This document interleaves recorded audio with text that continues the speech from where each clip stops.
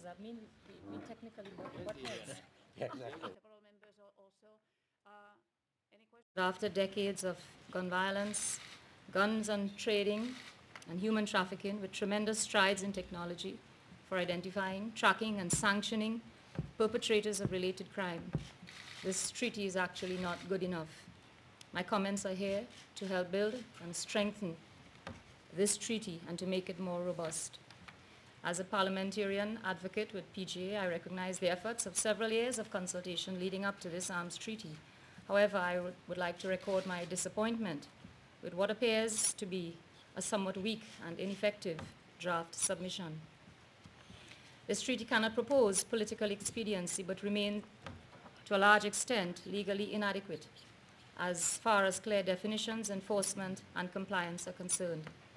This draft reflects a politically balanced neutrality, too far with sanitized terms and somewhat vague language. The crisis is interconnected with the arms trade. In Syria, now 45% of the population are composed of minorities. It is easy to foster the crisis in those areas, and this is causing also an increase in the imports of arms. Unless we regulate the illicit trade, or unless we regulate to limit the imports of arms, we cannot reach the peace. The treaty may not be strong or robust. Trust me, in countries such as mine, it is a stepping stone. It's very important that we come together and get something put on paper. Then we can work on it. It's very important to us in Africa, especially in Ghana.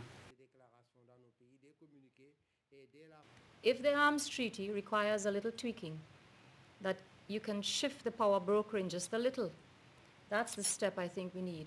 This arms treaty is crucial for all the states, but it is even more crucial for small states and exploited states. Exploited states and small states are simply pawns. We are pawns in a lot of in the game. And too often when you have loopholes, the loopholes are being pointed out even as we speak.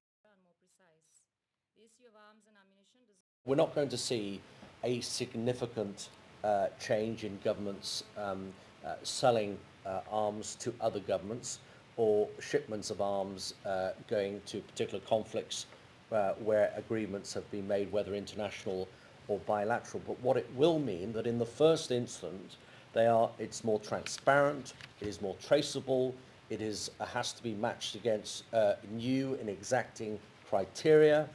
And then secondly, after that war or that conflict is over, hopefully, as a result of a substantive treaty this week, the secondary use of those weapons by the new government or the existing government or fighting groups within that country will be far more difficult for them to use with impunity and without that traceability and tracking.